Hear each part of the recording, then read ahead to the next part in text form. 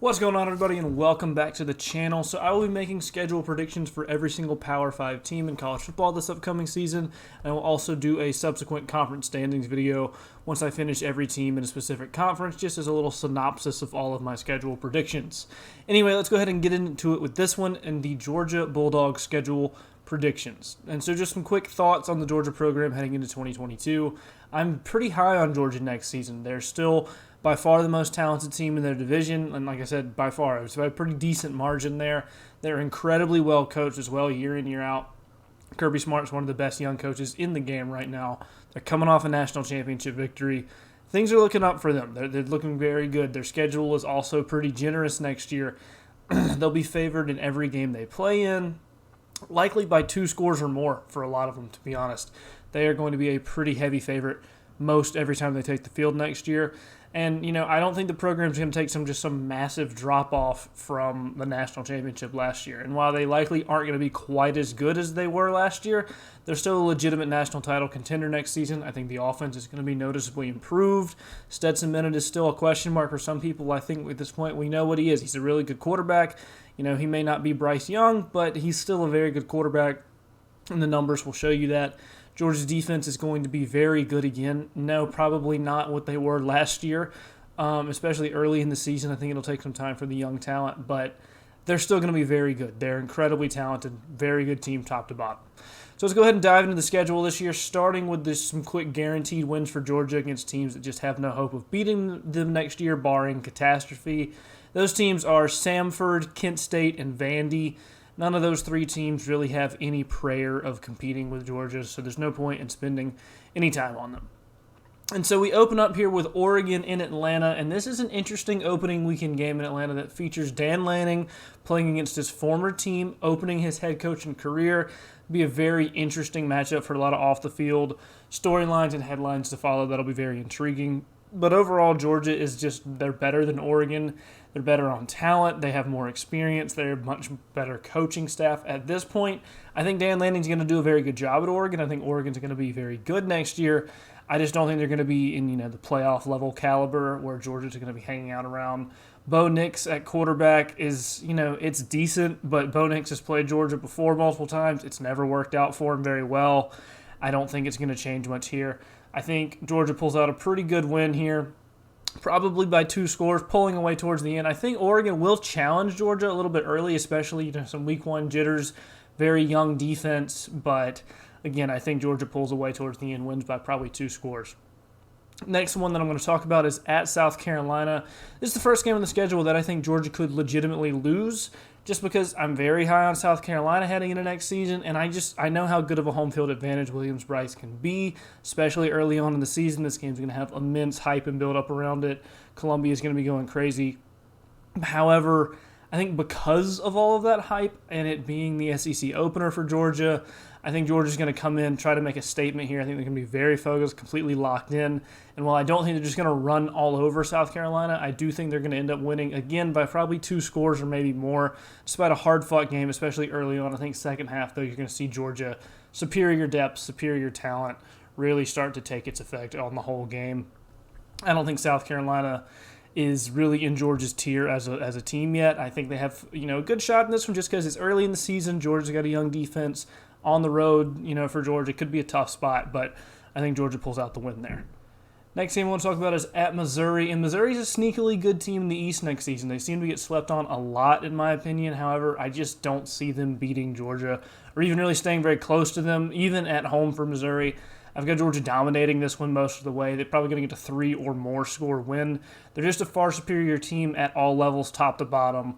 Missouri's not bad. I think they're a little bit underrated, but not in Georgia's tier. Next game up is Auburn, and a very similar story there. Auburn's a team I'm very low on heading into 2022. I really don't see them being very competitive in the SEC as a whole next season.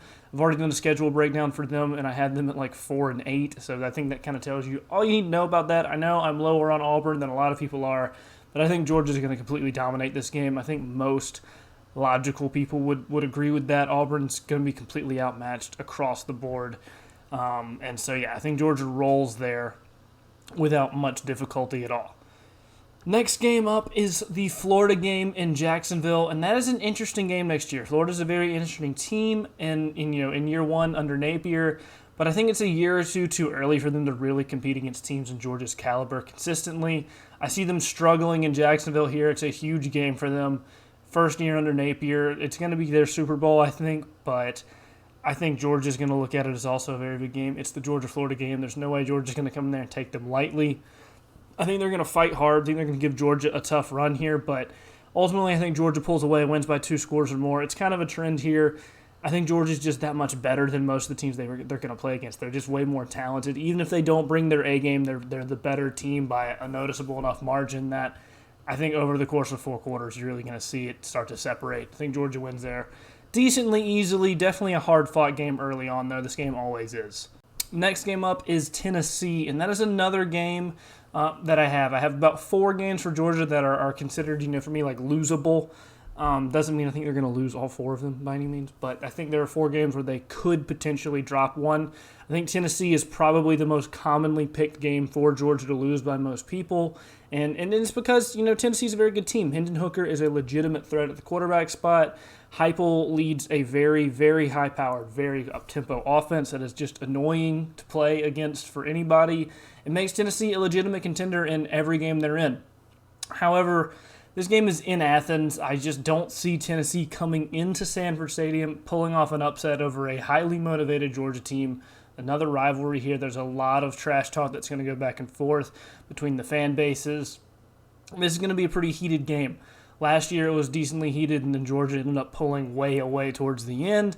I think this year will be somewhat similar. I don't think Georgia's going to win nearly as easily as they did last year. But I think by this point in the season, the defensive kinks are going to be mostly worked out for Georgia with their youth on the defensive side. I think they're going to be fine there. The offense is probably going to be rolling at this point. I think they're going to be rolling most all of the season. I think Georgia just has too much of a talent advantage to let this one slip away at home. Now, if it was in Knoxville, that would change the equation a lot for me, because being at Knoxville, totally different world than being at home in Sanford Stadium. But with it being in Athens, I've got to go Georgia there.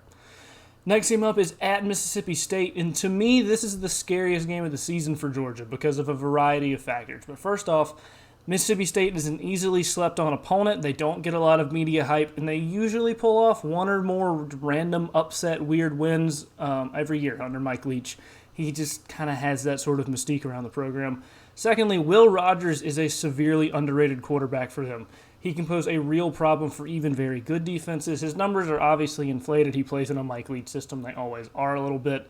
But that doesn't mean he's not good, because he is. He is very good at quarterback. And then the third for me is just being at Mississippi State. That's a tougher environment than you would expect from a team of Mississippi State's caliber, especially with the cowbells in full force. It'll probably end up being a night game. It's late into November. You can get crazy in there. And lastly, where this game is on the schedule just kind of screams trap game to me. It's after very tough games against Florida and against Tennessee, and then it's right before another very tough, hyped-up game at Kentucky for Georgia. It's very late into the season. You can see some attrition start to wear in.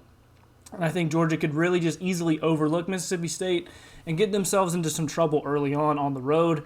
And Georgia has struggled against Mississippi State in recent history under Kirby Smart. JT Daniels' debut as a starter was against Mississippi State, and he had to throw for just all of Georgia's offensive yards because they could not establish the run game. They struggled a lot more in that one than they thought they would, and that was at home. So I think Georgia is they're the better team here across the board by a wide margin. They will likely be favored by double digits, and they should be favored by double digits.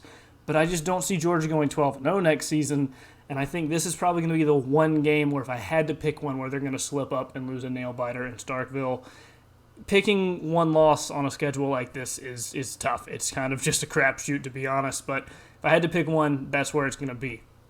So that kind of spoils the rest of the schedule for you, but next game up is at Kentucky, and this is the last of those 4 games that I see Georgia having a shot at losing in. Kentucky's a very good team. They're very underrated on the national scale. I think most people in the SEC at this point respect Kentucky for what they are. They aren't as good of a team as Georgia by any means, but they can make the game shorter than it normally would be, a lot uglier than it normally would be, and that makes it closer than it normally would be just based on how they play with their play style. And then you add into that Will Levis at quarterback. They're always going to have an outside chance of winning, even when they're outmatched here. I just don't see them getting the upset.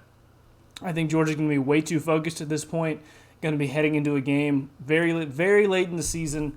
There's going to be a lot of hype around this game. They're a better overall team, and especially if they do actually lose to Mississippi State, there's no way Georgia drops 2 in a row. So I've got Georgia beating Kentucky. Hard-fought game. I think Georgia pulls away in the end and gets a solid win there.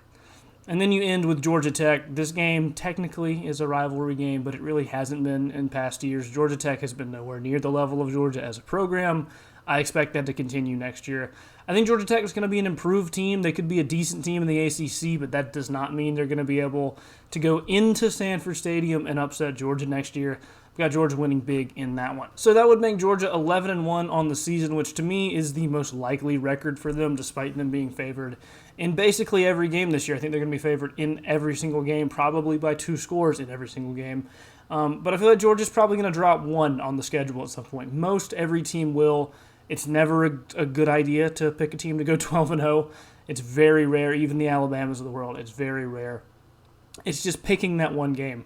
That is the really hard part here. It's not much science behind it, honestly. You're just kind of guessing.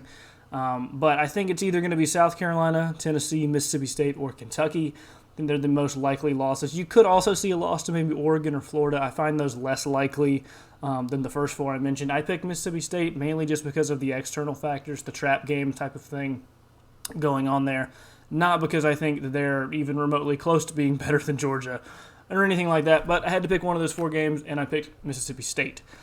Anyway, though, that'll do it for this one. Let me know down below in the comment section where you agree and or disagree with me on the Georgia schedule in 2022. Tell me what record you think they're going to have next year, and who, if anyone, they'll lose to.